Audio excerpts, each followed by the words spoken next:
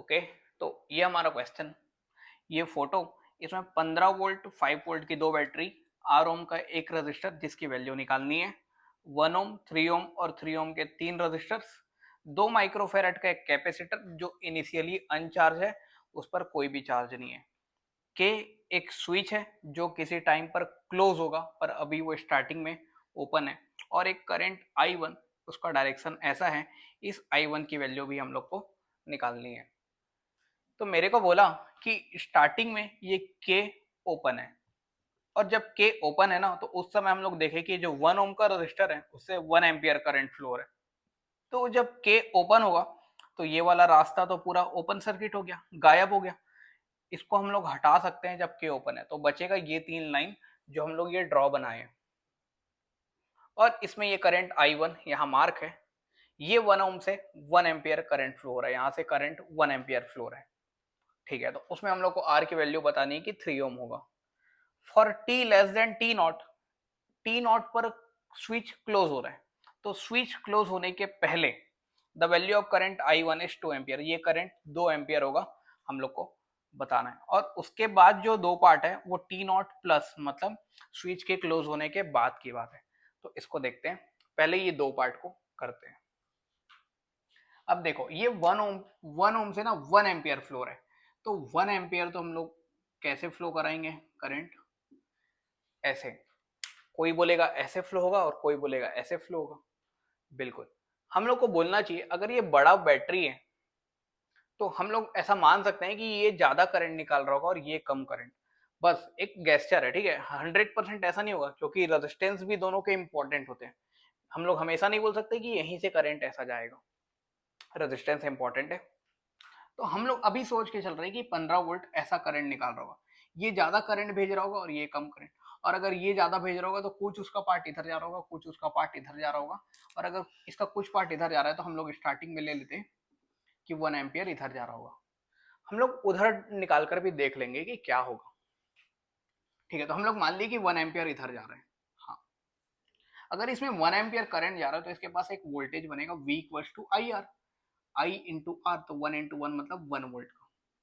अब यहाँ में देखा कि ये +1 है और यहाँ देखा कि ये +5 है, तो मतलब इसमें टोटल कितना आ गया, +6 वोल्ट आ गया, इस पूरे लाइन में 6 वोल्ट की बैटरी, और ये दोनों पैरेलल में, तो यहाँ भी कितना आ गया, ±6 वोल्ट का। अब इसमें एक वोल्टेज है 6 वोल्ट का, रेजिस्टेंस है, तो इसका करंट निकाल सकते हैं कि हाँ, I इक्वल्स टू V/R लगा लेंगे, तो आ गया 2 एम्पियर का, मतलब यहाँ से जो करंट आ रहा होगा वो 2 एम्पियर होगा, हम लोग बोले। बिल्कुल, मतलब हम लोग के हिसाब से इधर 1 एम्पियर जा रहा है और इधर 2 एम्पियर, मतलब यहाँ से पक्का ही कितना आ रहा होगा, 3 एम्पियर जिसमें से, ठीक है, मतलब यहाँ से भी करंट कितना जा रहा होगा भाई, यहाँ भी जा रहा होगा 3 एम्पियर। अब देखो ये 6 वोल्ट है, ये 6 वोल्ट है, तो यहाँ भी कितना बनेगा, ±6 वोल्ट, पर ये अकेले 15 बना रहा है, ये तो 15 है और बनना चाहिए 6, मतलब ये अपोजिट नेचर का बनेगा 9 वोल्ट का, मतलब -9 + 15, मतलब इधर की तरफ +6। और अगर ये 9 वोल्ट का है और 3 एम्पियर का करंट फ्लो रहा है तो मैं रेजिस्टेंस फिर से निकाल सकता हूँ V/R करके, तो मतलब 3 ओम। तो हम लोग ऐसा डायरेक्शन लेकर चले तो हमारा I1 की वैल्यू आई 2 एम्पियर और रेजिस्टेंस की वैल्यू आई 3 ओम, जो कि पहले और दूसरे ऑप्शन में क्लियरली दिख रहा है। ठीक है, तो ऐसे डायरेक्शन मैच हो गया, हम लोग दूसरे डायरेक्शन को लेते तो देखते हैं कि क्या होता है, वो भी लेकर देख लेते हैं। चलो,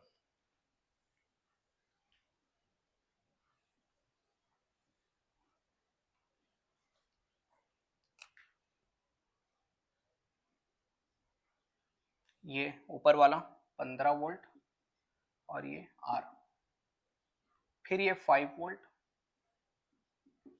और ये 1 ओम, उसके बाद ये नीचे I1 बना हुआ है और यहाँ हो गया 3, इधर I। चलो हम लोग इस बार बोलते हैं कि 1 एम्पियर ऐसा जा रहा होगा, चलो देख लेते हैं क्या दिक्कत है। करंट ऐसा जा रहा है, मतलब यहाँ बनेगा ±1 वोल्ट, ठीक है, 1 ओम का था रेजिस्टेंस, 1 वोल्ट, मतलब इधर है +5 और इधर है -1, मतलब यहाँ बनेगा +4 वोल्ट का, और अगर यहाँ 4 है तो यहाँ भी ±4 वोल्ट का बनेगा। तो इसके करंट को कितना लिख देंगे हम लोग, 4/4, 3 मतलब 1.33 एम्पियर। ठीक है, मतलब यहाँ से आ रहा है 4/3 एम्पियर और इधर से आ रहा है 1 एम्पियर। मतलब यहाँ से कितना आ रहा होगा 1/3 एम्पियर। ये दोनों को ऐड करेंगे तो 4/3 आएगा। मतलब यहाँ कितना जा रहा है इधर 1/3 एम्पियर। ठीक है, तो इस बार देखो 5 वोल्ट की बैटरी 1 एम्पियर डिलीवर कर रही है और 15 वोल्ट की बैटरी 1/3 एम्पियर कम करंट डिलीवर कर रही है। देखते हैं क्या हो रहा है। चलो, यहाँ +4 है तो यहाँ भी ±4 बनना पड़ेगा। और अगर ये ±4 है, ये 15 है, तो ये अपोजिट नेचर का बनेगा पर 11 वोल्ट का। ठीक है, -11 +15 +4 बनेगा। तो इसका रेजिस्टेंस निकाल लेते हैं, कितना आ रहा है देखो, V/I। तो ये हो गया V हो गया 11 और ये I हो गया 1/3 मतलब 33 ओम। तो ये R की वैल्यू कितनी आएगी 33 ओम आएगी। ठीक है, तो इस बार देखते हैं कि R की वैल्यू 3 है पर इस बार हमारी 33 आ रही है और करंट की वैल्यू 2 है पर हमारी 4/3 आ रही है। तो दोनों ही ऑप्शन मैच नहीं होंगे। तो मतलब जो ऑप्शन दिए थे वो हमारे पहले डायरेक्शन को लेकर चलने से दिए थे। ठीक है, और वो बोलना भी चाहिए हम लोग को, क्योंकि मान के चलते हैं कि बड़ी बैटरी है, ज्यादा करंट डिलीवर करेगी, पर हमेशा नहीं होता, क्योंकि उसके बाजू का रेजिस्टेंस भी मैटर करता है। चलो, तो हमारे शुरू के 2 ऑप्शन हम लोग सही मानकर चलते हैं और डायरेक्शन हम लोग जैसा लिए थे वही ये सोचते हैं। तो ये दोनों सही है बोलते हैं। अब उसके बाद स्विच क्लोज हो रहा है T0 पर उसके बाद किसी टाइम पर T0 से 7.2 माइक्रो सेकेंड बाद किसी पर्टिकुलर टाइम पर बात हो रहा है, current in the capacitor is 0.6 ampere. इतना करंट होगा। तो अगर मेरे को ना कैपेसिटर में उस टाइम पर करंट चाहिए तो मैं उस टाइम पर जाकर वोल्टेज निकाल लूंगा। वोल्टेज निकालने के लिए मैं कैपेसिटर का चार्ज निकालूंगा। ये एक तरीका है सॉल्व करने का, देखते हैं। और उसके बाद एक फॉर्मूला है, उससे भी देख लेंगे डायरेक्ट कैसे लिखेंगे। ठीक है, पहले एक मेथड देखते हैं हम लोग अच्छे से। ठीक है, अब हमारा फोटो कैसा बन गया है, ये ऊपर वाला, ये उसके नीचे वाला, इसमें तो केवल रजिस्टर है और ये की क्लोज हो चुका है और कैपेसिटर की चार्जिंग स्टार्ट हो चुकी क्योंकि इनिशियली कोई चार्ज नहीं था। बिल्कुल, और इस टाइम पर पहुंच जाते हैं हम लोग। तो ये कितना है हमारा 15 वोल्ट। आर की वैल्यू हम लोग 3 निकाल चुके हैं, उसी को लेकर चलते हैं। 5 वोल्ट और 1 ओम, करंट I1 3 एम्पियर और ये 2 माइक्रोफेरेड का और ये 3 ओम। ठीक है, अब मेरे को इस कैपेसिटर के बारे में सोचना है कि उसके पास कितना करंट जा रहा होगा। तो हम लोग क्या करते हैं, पहले सर्किट को सिंप्लीफाई कर लेते हैं। इतने बड़े सर्किट को हटा के हम लोग छोटा सा सर्किट बना लेते हैं। कैसे, देखो यहाँ पास ये तीनों लाइन पैरेलल में है, जिसको मैं छोटा कर सकता हूँ। ये है तो ये भी, पर इसमें तो मेरे को देखना ही है, तो मैं ये तीनों लाइन को सॉर्ट आउट कर लेता हूँ। ये तीनों पैरेलल में, तो मैं क्या करूंगा, ये 3 सेल पैरेलल में है तो उसको मैं एक सिंगल सेल बना लेता हूँ। ये तीनों को मिलाकर ये बना लिया और ये केवल नीचे वाला बचेगा। ये तीनों की जगह में ये और ये बचा अब केवल। और उसके बाद मैं देखूंगा, ठीक है, इसको तो मैं निकाल ही लूंगा, ई इक्विवेलेंट और आर इक्विवेलेंट। उसके बाद देखूंगे दोनों रजिस्टर सीरीज में आ जाएंगे। मतलब उसके बाद और छोटा कर लूंगा क्वेश्चन को, ऐसा बन जाएगा। ये तो ई इक्विवेलेंट रहेगा और ये दोनों को सीरीज में करके ये लिख दूंगा और यहाँ एक कैपेसिटर बचेगा 2 माइक्रोफेरेड का। चलो, और उसके बाद हम लोग को इस कैपेसिटर के बारे में बताना आसान हो जाएगा। चलो पहले ये लिखते हैं। इसके पास तो ई नहीं है, हाँ लगा लो ई, क्या दिक्कत है, 0 वोल्ट का। तो ई इक्विवेलेंट का फॉर्मूला पहले हम लोग को याद होना चाहिए, क्या होता है, sigma E by R by sigma 1/r। E by R, इसका ई कितना है 15 और इसका आर कितना है 3। इसका ई कितना है 5, इसका आर कितना है 1 और इसका ई कितना है 0, इसका आर है 3। और नीचे सिग्मा 1/r मतलब 1/3, 1/1 और 1/3। चलो सॉल्व कर लेते हैं, कितना आ गया देखो। ये तो हो गया 5 5 10, ऊपर में हो गया 10, इसका एलसीएम आ गया 3, 1 + 3 + 1 मतलब 5। तो आ गया 10 × 3/5 मतलब 6 वोल्ट। ये जो बैटरी बनेगा वो 6 वोल्ट का बनेगा। आर इक्विवेलेंट का फॉर्मूला अपन जानते हैं, 1/σ 1/r। निकाल लेते हैं। तो यही तो सेम करूंगा, मतलब यही 1/5/3 आएगा, मतलब उसको सीधे लिख देता हूँ 3/5।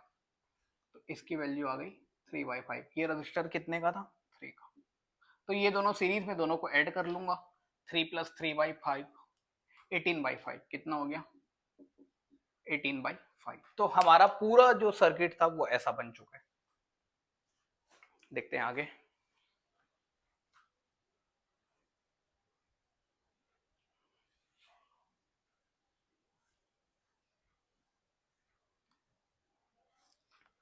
हाँ, अब मेरे को अगर इसका करंट लिखना है ना, तो मैं इसका पहले वोल्टेज लिखना चाहता हूँ। और कैपेसिटर का अगर वोल्टेज लिखना है ना, क्यू इक्वल, मेरे को वोल्टेज अगर लिखना है तो मेरे को चार्ज और कैपेसिटेंस पता होना चाहिए। कैपेसिटेंस तो दो है, मेरे को उसका चार्ज पता होना चाहिए। बिल्कुल, तो हम लोग पहले चार्ज निकालने की कोशिश करते हैं। चलो, अगर चार्ज पता चल गया तो मैं V निकाल लूंगा। अगर इसका वोल्टेज निकल गया तो दो ही वोल्टेज है और एक रजिस्टर है, इसमें जाने वाला करंट हम लोग आसानी से लिख लेंगे। ठीक है, चलो देखते हैं। तो इसमें मैं KVL लगाता हूँ और ऐसे घूम जाता हूँ। तो ऐसे जा रहा हूँ तो पहले ये दिखेगा माइनस, ऐसे घूम रहा हूँ, ठीक है। तो पहले दिखेगा माइनस ई इक्विवेलेंट। इसकी वैल्यू कितना निकाला था मैं? ई इक्विवेलेंट की वैल्यू कितना निकाला था?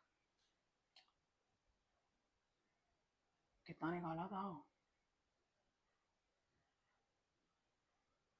ऊपर में लिखा था 10 और नीचे में 5/3, 6 वोल्ट। इसकी वैल्यू 6 वोल्ट निकाले थे, ठीक है। ठीक है, तो लिखते हैं -6 प्लस इसका, यहाँ पे ऐसे प्लस बनेगा माइनस, तो ऐसे घूम रहा हूँ तो पहले प्लस दिखा, I इंटू आर 18I/5, और ऐसे आ रहा हूँ तो यहाँ प्लस बनाता हूँ, यहाँ माइनस, कैपेसिटर चार्ज ही हो रहा होगा, ठीक है। तो इसका वोल्टेज अगर लिखना है मेरे को, तो वोल्टेज की जगह में Q/C लिख देता हूँ। Q/C की जगह 2 माइक्रो इक्वल्स टू 0। ठीक है, ये कैपेसिटर में जाने वाला करंट I है, और I को हम लोग किसी भी टाइम पर dQ/dt लिख सकते हैं। बिल्कुल, तो यहां से मैं लिखा -16 18/5 dQ/dt plus Q/2 equals to 0।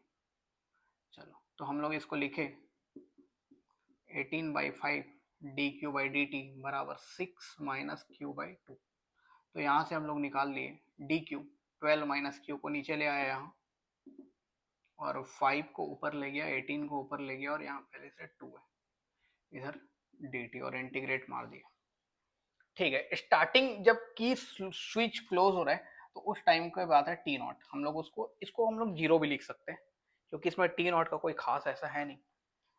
T0 से लेकर कब तक टाइम के बारे में बात हो रहा है? 7.2 तक। T0 प्लस 7.2 माइक्रो, इसको हम लोग 0 से 7.2 तक भी लिख सकते हैं।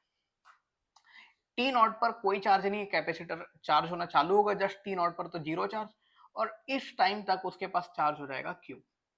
ठीक है, तो अब करते हैं, इसका हो जाएगा ln 12 माइनस Q, पर सामने में एक माइनस लगाना पड़ेगा, 0 से लेकर Q तक। इसको तो सीधे निकाल लिए 5/36, तो अंदर बचा T, और T के लिए ठीक है एक स्टेप कर लेते हैं, T0 प्लस 7.2। ये माइनस हटाना चाहता हूँ, तो लिमिट को ऊपर नीचे पलट देते हैं, इसको Q इसको 0। तो जैसे ही 0 डाला तो 12 माइनस 0 मतलब 12, और Q डाला तो 12 माइनस Q मतलब log 12 minus log 12 minus Q लिख लेते हैं। ठीक है, और यहाँ कितना बचा? 5/36, upper limit minus lower limit, तो टी की जगह में ये लिखूंगा, T0 कैंसिल हो गया तो बचा 7.2। इसमें दोनों डिवाइड हो जाएंगे, m/n मतलब 12/12 माइनस Q, इधर ln लिखते हैं। इसको मल्टीप्लाई करेंगे तो 36 हो रहा है, 36 1 हो गया, ln उधर जाके e बनता है, तो यहाँ बन जाएगा हमारा 12/12 माइनस Q, ये e⁻1 मतलब e बन जाएगा। ठीक है, पर हम लोग को क्वेश्चन में ई इनवर्स की वैल्यू दी है 0.36, तो इसको ई इनवर्स बनाते हैं, तो इसको रेसिप्रोकल कर लेते हैं, 12 माइनस Q/12 बराबर ई इनवर्स, और उसके जगह में 0.36। यहां से हम लोग चार्ज निकाल लेंगे। बिल्कुल, कितना आ गया हमारा चार्ज? साफ कर लेते हैं इसको।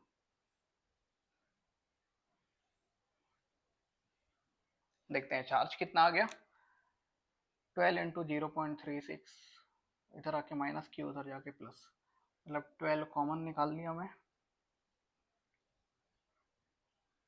तो 1 माइनस 0.36 इज इक्वल टू, क्यों सही किया ना, 12 माइनस हो गया, 12 कॉमन निकल गया, ठीक है।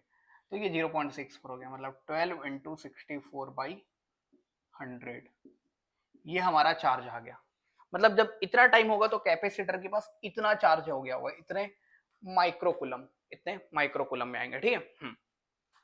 अगर मेरे को चार्ज पता चल गया तो मैं वोल्टेज निकाल सकता हूँ, क्योंकि बोला था मैं Q equals to C V, तो V की जगह मैं लिख दूंगा Q बाई सी, मतलब इसमें कैपेसिटेंस 2 माइक्रो का डिवाइड कर लेते हैं।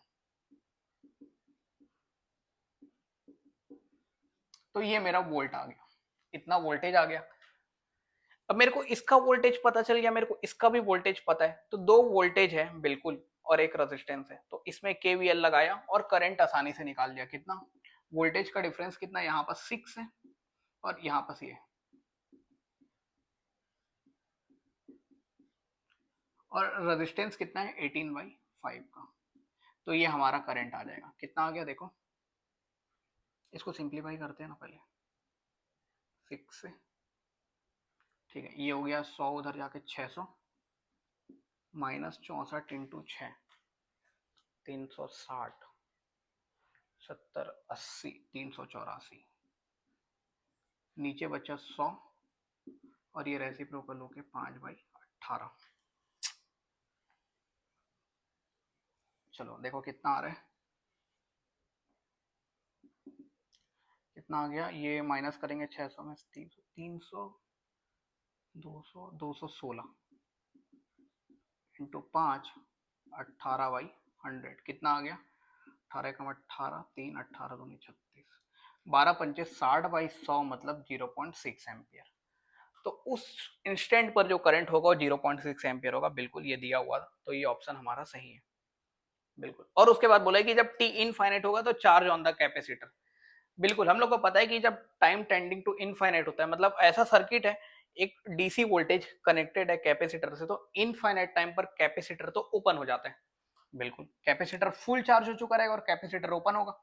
अगर ये ओपन हुआ तो करंट की वैल्यू 0 हो गई, ये पूरा वोल्टेज ही अपने पास ले लेगा। मतलब जब टाइम टेंडिंग टू इनफाइनाइट होगा बहुत टाइम के बाद, तो ये कैपेसिटर ओपन हो चुका रहेगा, और अगर ये 6 वोल्ट का है तो इसके पास भी 6 वोल्ट आ जाएगा, करंट 0 हो जाएगा।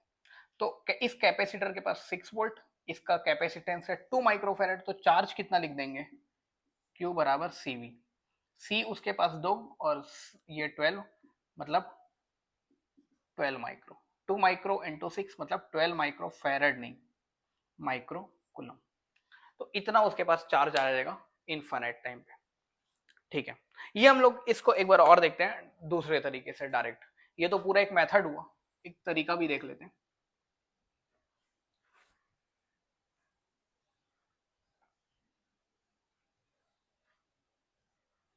6 वोल्ट, हाँ हमारा सर्किट बना है ऐसा,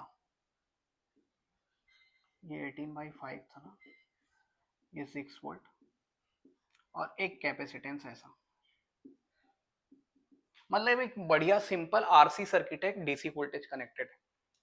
तो अगर मेरे को इसका चार्ज लिखना है, इस कैपेसिटेंस का किसी भी टाइम पर इस पर चार्ज लिखना है, तो उसका फॉर्मूला होता है हमारा स्टडी स्टेट, इनफाइनाइट टाइम पर इसके पास कितना चार्ज होगा, 1 minus A to the power minus T by tau. यहाँ जो टाउ है ना, ये टाइम कांस्टेंट होता है, और यहाँ सिंपल एक आरसी सर्किट है, तो टाइम कांस्टेंट हम लोग निकालते हैं आर इंटू सी, दोनों का मल्टीप्लाई करके। ये नंबर बहुत अच्छा नंबर था, अभी वो देख लेंगे कैसे। तो स्टडी स्टेट के बारे में कैसे निकालते हैं, स्टडी स्टेट में कैपेसिटर ओपन हो गया, ओपन हुआ तो इसके पास 6 वोल्ट आ गया, तो इसके पास चार्ज कितना हो गया, 6 वोल्ट इंटू 2 माइक्रोफेरेड, मतलब 12 माइक्रोकुलम। तो स्टडी स्टेट पे इस पे 12 माइक्रो आएगा, 1 minus A to the power, किस टाइम पर निकालना है मेरे को, स्विच क्लोज होने के 7.2 माइक्रो सेकंड के बाद, मतलब टाइम कितना बीत चुका है उसको चार्ज होते होते, 7.2 माइक्रो।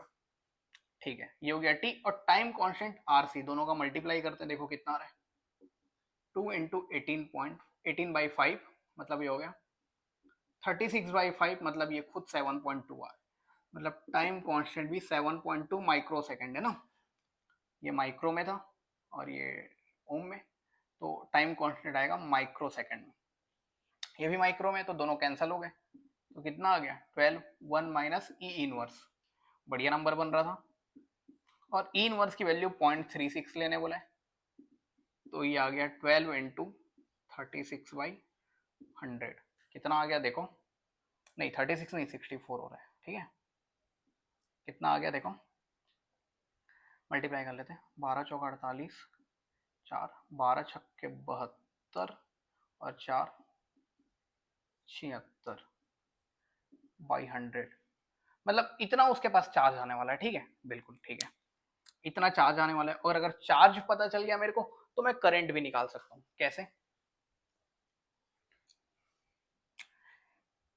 ठीक है, ये चार्ज निकाल लिया, सेम कहानी मैं कर सकता हूँ, मेरे को चार्ज पता चल गया यहाँ का, मतलब इसका वोल्टेज पता चल गया मेरे को, क्या बोल रहा हूँ मैं, ये बता रहा हूँ। इस कैपेसिटर का चार्ज पता है, मतलब यहाँ का वोल्टेज पता है। हाँ, कैसे? अभी अभी तो निकाले थे, Q बराबर सी वी, Q बाई सी कर दूंगा, इसमें बाई सी कर दूंगा, 2 कर दूंगा बस, तो इसका वोल्टेज पता चल गया, ये दोनों का वोल्टेज डिफरेंस किया और डिवाइड बाई रेजिस्टेंस किया, तो इसमें करंट पता चल गया। या फिर हम लोग डायरेक्ट ऐसा कर सकते हैं, अगर मेरे को Q पता है, मतलब मेरे को करंट भी तो पता है, ऐसे करते हैं, ये वाला ज्यादा अच्छा है, ठीक है, क्योंकि I बराबर कितना होता है, D Q by D T. चलो इसको डिफ्रेंशिएट करते हैं, तो ये तो कांस्टेंट है, स्टडी स्टेट बाहर आ जाएगा, 1 का डिफरेंशिएशन 0, और e to the power minus T by tau का तो e to the power minus T by tau ही रहेगा, पर जब इसका करेंगे तो ऑलरेडी एक और -1 बाई टाउ आएगा, तो हमारी वैल्यू कितनी आ गई, Q study state, minus minus तो प्लस हो गया, टाउ कांस्टेंट बाहर आ गया, e to the power minus T by tau, ऐसे हम लोग निकाल लेंगे सीधे करंट। अब देखो स्टडी स्टेट में करंट कितना आ रहा है हमारा, स्टडी स्टेट में चार्ज कितना है हमारे पास, कितना था ये निकाले थे ना, 12 माइक्रो का। हाँ, टाइम कांस्टेंट आरसी अभी अभी निकाले थे, कितना आया था, 7.2 ही तो आ रहा था, 7.2 ही आ रहा था,